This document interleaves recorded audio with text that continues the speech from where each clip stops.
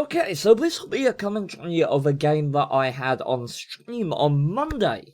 During the live highlight, most unfortunately, someone requested a ear rape kazoo song or something like that, which was playing in the background, which was at least mildly aggravating. But if you do want to watch the live game, I've posted that as well. You can find it up here if you're interested. But if not, do enjoy my opinion on my own gameplay.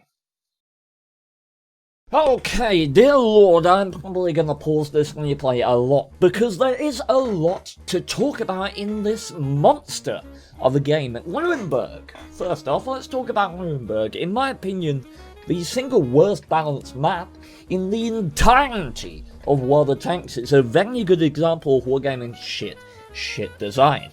And you're going to see that from the maneuver that we make at the start of the game, partially motivated by awareness, as we always try to, at the start of games, take stock of what we've got, what we have to appreciate in order to win the game. In this case, the enemy team has a potent platoon, a Barask and a T-44-100. If they take the middle of the map in Nuremberg, as a northern spawn team, we are... well, we're dead.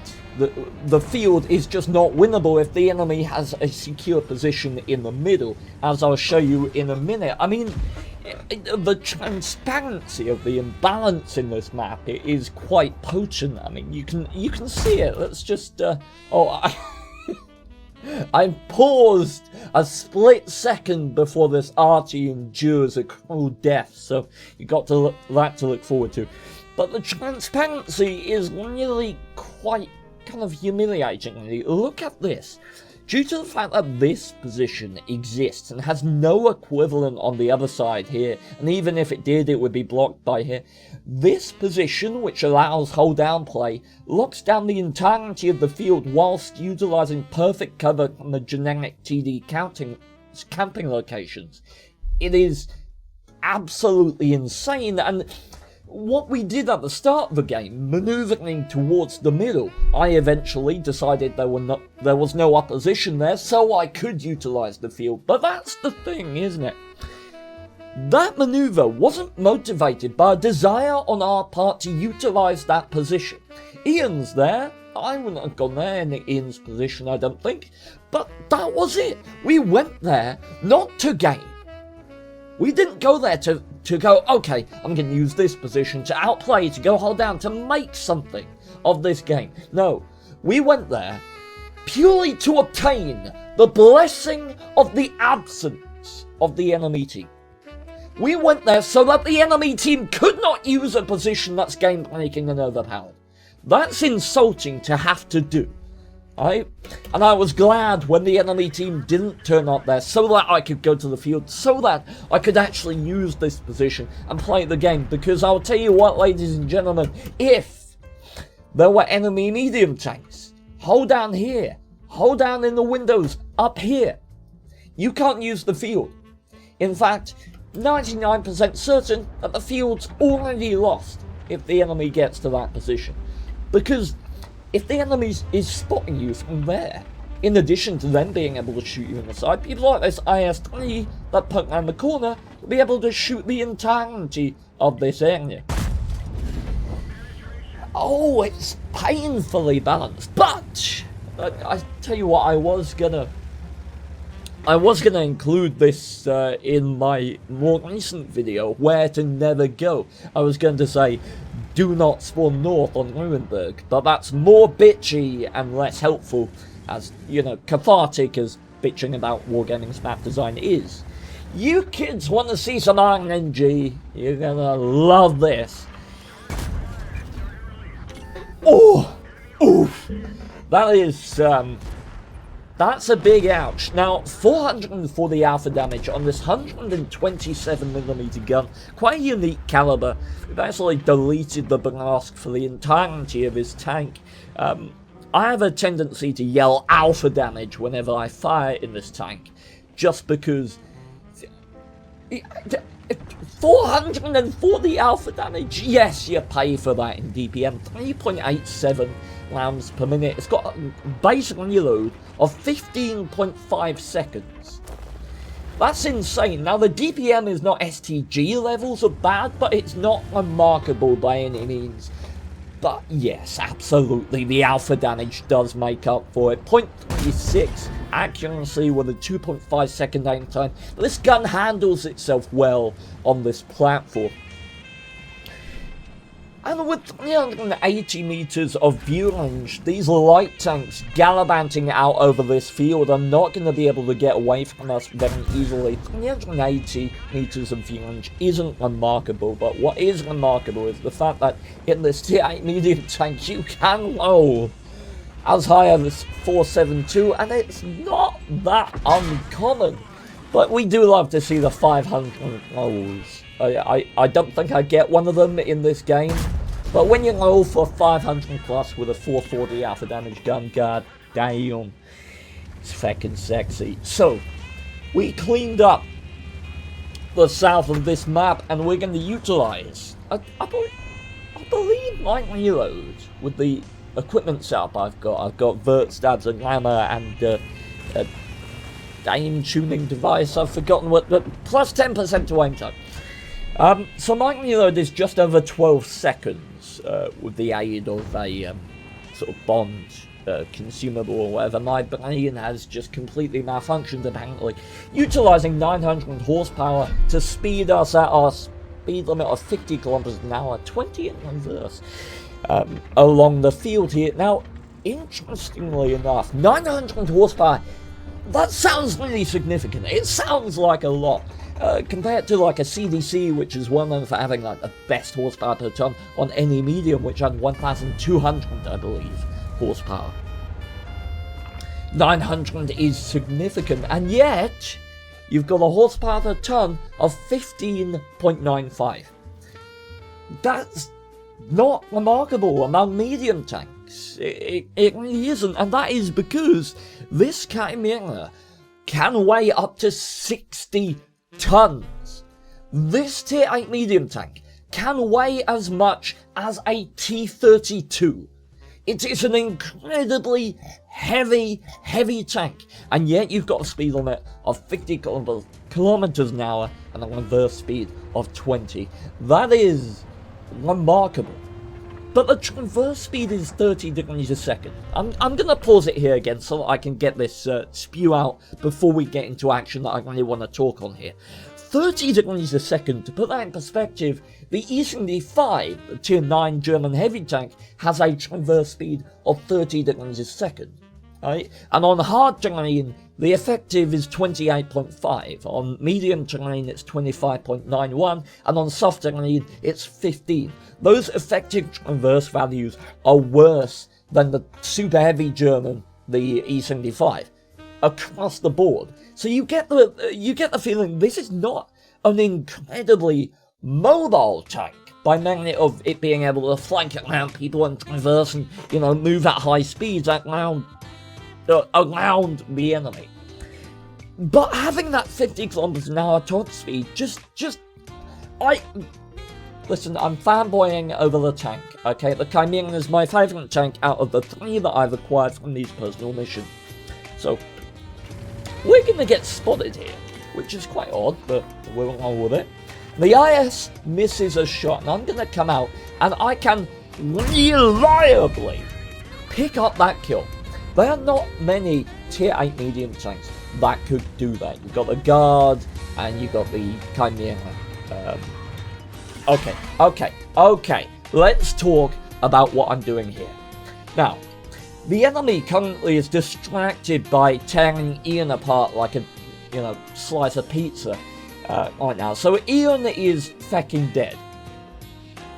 If I was back here, right? If I let this IS-3 get here, he has set up a multi-level engagement. These guys kill Ian, they get to the ridge line, they infest these houses. If there's an IS-3 here, if there's anyone here that I cannot immediately kill, this game is lost. It's over. That's a multi-level engagement. There's 2 RT, we're outnumbered. I'm dead. When you're outnumbered taking guns out of the game, killing people, so human kills becomes that much more important. And not only that, thinking about denying the enemy important positions, this IS-20 is on a one-shot. He does not have the authority in regards to hit points to say, okay, I want to secure this position. Because hit points are your commodity, they're your currency. You trade them for damage, position, and power. And this IS-20 doesn't have any to trade. I do. So I am going to deny him this position. Yes, I'm going to take damage, but that's what you do. You say, okay, I am going to trade this amount of health to achieve this outcome, to secure this position, to get what I want to happen. And that's exactly what we do here. Yes, we take 390 damage, or 416 from the IS-20. We take a hit from the RT, but denying that position to him has allowed us to stay in this game. If he was on the opposite side of those buildings, we'd be dead. Well, we just have no chance of winning. Now, as we mentioned earlier, 380 meters of view range. It's not remarkable, but it's certainly enough to outspot a Russian heavy tank. The IS-22 there, moving over the middle of the open, and are we gonna get with just over 12 seconds the second shot off? No, we are not. As I say, 15.5 second base on 3.87 rounds per minute, but this IS-22 is going to make a severe error in judgment. The armor on those double-barreled Russian heavies not being their most remarkable trait. And the RT misses, only achieving a stun, and our RT unfortunately is going to meet the grand majestic pig in the sky. And now, let's look at this, because what you're about to see is a ridiculous, stupid mistake that should have cost me the game. It absolutely should have. What I'm doing now is asinine and stupid. For some reason, I looked at the amount of kills that I had and my brain just went to sleep. So, this right here is extremely lucky, but it's lucky in two fronts. It's lucky in regards to the game, and it's lucky because it prompts me to give commentary on the armor of the Chimera. Now, as I went to secure this kill, the same logic was being applied to the IS-20. If I let this guy have this position, I basically lost already. I was expecting to get a shot from out here somewhere, but look at my health. I didn't appreciate how much health I'm on. If I take 2020 from the T28, I'm a one-shot for the T44. So, foolish play, but luck is on our side, and we bounced the 2020 from the T28. Now, if he has the same gun as you find on the T32 or T29, that 105mm, I can't recall if he does have the exact same gun, but that would be 198mm of pen. So, let's talk about the armor profile of the Chimera quickly. On the front of the hull, you've got 114.3mm of armor. That is on the upper plate and the lower plate. On the side, you've got 76.2mm, and on the rear, you've got 50.2. Now, the tongue is 76.2, side 76.2, and on the front, you've got 203.2mm of armor. Cupola is not anything worth talking about. It's a generic weak spot that most tanks that see this will be able to pen fairly easily. Now, the gun mantlet of this thing, although you can't see it visually here below the aesthetics, it extends in a kind of generic rectangle around the gun, and there are areas, believe it or not, where the gun mantlet slopes into the rest of the flat frontal turret that can hit sort of armor values of like 400, somewhere around there. So you can get bounces off that, but most of the front of the turret is going to be armor values at around that flat base armor value of 220.2. Now, the upper plate being 114.3 compared with the lower plate, the upper plate having a steeper angle, yeah, you are going to provoke bounces off this occasionally. It's not the best armor, but it's not the worst by any means. The lower plate is weaker, not being as angled as steeply. But, oddly enough, the upper portion of the plate is split differently. You can see a kind of split between the armor values right here. Right? This is 114.3, but here, this portion is 50.8 millimeters. And now 50.8 millimeters is an odd number, right? And it's not a historical thing. This armor value is found in various tanks all over World of Tanks, and as I say, it's not a historical thing. It is implemented as a way of balancing tanks when you take into account the overmatch mechanic, which states that if a shell caliber is over 3 times the nominal thickness of the armor that it hits, it will penetrate no matter the angle. So, a good example of this is the Conqueror, the Tier 9 British heavy tank. Above the gun of the Conqueror is 50.8mm of armor. Again, non-historical, but what it means is that if you take a Russian 152mm gun, right, you take a Russian 750 alpha damage gun, and you take a German 750 alpha damage gun, and you take an American 750 alpha damage gun, the Russian gun will be 152mm. The German gun will be 150mm. The American gun will be 155mm. Only one of those, the 155mm gun, will be able to penetrate that 50.8mm of armor because it will overmatch it. The other two will bounce clean off it because of the difference of, 5mm. Okay, so just to cut in here, because I found this really interesting. I was doing some research on this, just fact-checking my info, right? And I discovered something really odd. The 60TP, let me sort this out quick. Right, so I was testing this, right? Heat shells don't overmatch, so let's look at fire heat shell from this 150mm gun, and if it's at the proper angle, yeah, it's gonna bounce, right? But you switch it to AP, and as this is a 152mm gun against a 50.8mm plate, it should ricochet clean off, but 100%, that's an overmatch.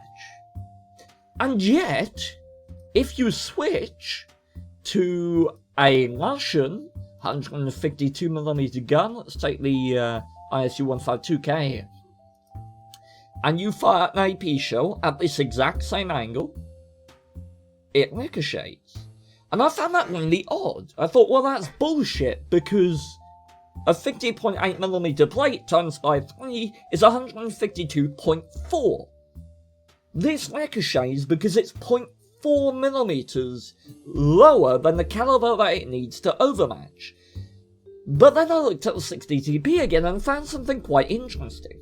Believe it or not, this Polish heavy tank has a 152.4mm gun. Yeah, Wargaming legitimately upped this caliber by 0.4 of a millimeter purely so that it could overmatch the roof of tanks like the Conqueror and Super Conqueror. So if you are playing a 60TP, you have yet another reason yet another way in which the 60TP makes the E100 completely and utterly obsolete. And that's why you will see these armor plates being around 51mm of armor, because Wargaming use it as a way of balancing how effective they want armor values and hit zones to be against certain caliber of guns. And I find that quite interesting. I need water. I've been talking consistently for 16 minutes. So, a mistake prompted that spew about the armor of the Chimera and other tanks. A mistake allowed me to bounce this T-28. But a mistake has to be taken advantage of. You know, you take what you're given. The T-28 has bounced, and now it is the right play to come forward and secure this gentleman. Luckily, he's not paying attention. He didn't think I would do that, but we take him out, and now we're not proxy spotting. Yes, I could have killed the T-28, in that situation. But then I have a medium tank in close quarters who can outrun me, and I'm still outnumbered. I take the more potent threat, the guy that's spotting me, and now I can come up using the 10 degrees of gun depression on this tank to pick up our 10th kill, shutting down the T-28 HTC with our premium shell, 252mm of pen with 1100 meters per second shell travel time, and that poor gentleman really did not stand a chance there against this shell, nor the armor of this tank in that situation. And yes, I am firing the APCR going out from 218mm of pen with base AP, 950 meters per second shell travel time to 1100. Not just because of the advancement in pen, but because of that shell travel time. It makes it easier to lead your shells in endgame situations like this, makes you more certain of being able to hit your targets. Now, we are 1 versus 1.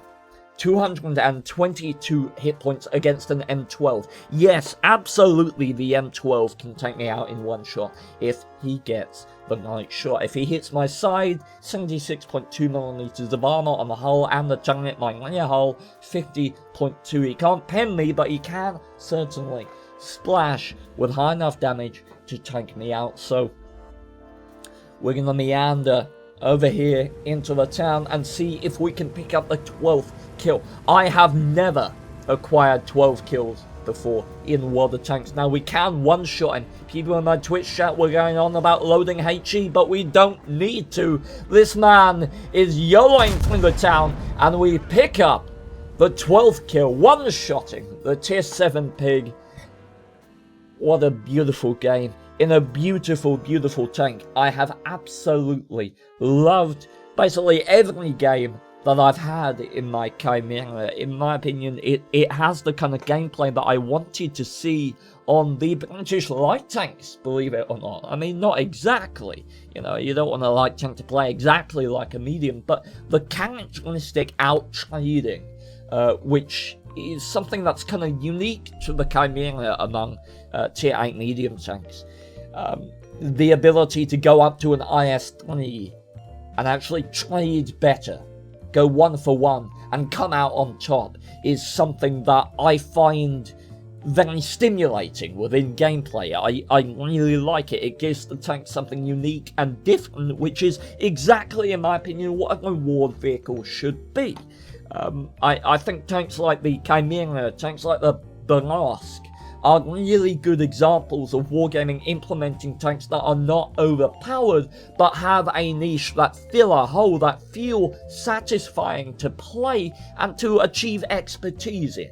I really enjoy this vehicle. Let's look at the post-battle results. So I'm giggling like a dumbass. I forgot I already uploaded the replay, and luckily what replays tells you when you've already done that, but I got bored naming it, so it just says, this replay was already uploaded. Yeet. Comedy. Anyway, that is a smorgasbord of medals. I was kind of disappointed that we didn't get the Kolobanovs in the equation. If our arty had just, you know, kindly been nice enough to off himself a couple of seconds earlier, we would have been in contention for the Kolobanovs. But, I mean, I can't begrudge this game. It has trumped my previous shameful game, which was my highest kills ever, 11 kills in a Matilda, during a game in which we went to, we were 1 Matilda, 2 AMX-40s, and we took so long getting to a flank that our entire team died. We went 3 versus 15 and killed everyone. It was very dramatic, and I'm very glad that I've achieved this game so that it's no longer on my record and I no longer have to be ashamed of of having 11 kills in a Matilda. But look at this. One thing that's more impressive, actually, is the fact that we fired 16 shells. Hit 15 and pen 15. Now, for 440 alpha damage gun, it it handles well on the canyon, and maybe it's because, you know, I've got like 6 or 7 skills on my crew, but I never found the gun performance to be a limiting factor of this tank. I mean, maybe if you can't get to grips with the idea of it being a trading tank, you know, if you are fonder of rate of fire, maybe it won't work so well for you. But yeah, what can I say? I freaking love this. I love this tank. I love this game. We lost money because we spammed a load of premium at the end. But you know what? I ain't gonna lose any sleep over it. Let's note down the base XP here. 1,792 for 12 kills. 5.3k damage. Ladies and gentlemen, if you'd like to see the live version of this game, there'll be a link to that in the description, and there'll be a link up here as well. So, do check out if you enjoy. If you want to learn more about World of Tanks, I do have quite a knowledge base, and I've put together a playlist of all of my educational content on the game that you can find up here as well, if you are interested, and in the description. If you're in the mood for some funny stuff, we do that as well. Playlist up here, link in the description, and until I see you next time, do follow on Twitch if you're interested. That link will be down there, but not up here because YouTube doesn't like Twitch external website links. Ah, such sadness. Okay, ladies and gentlemen, I'll bid you a fond farewell.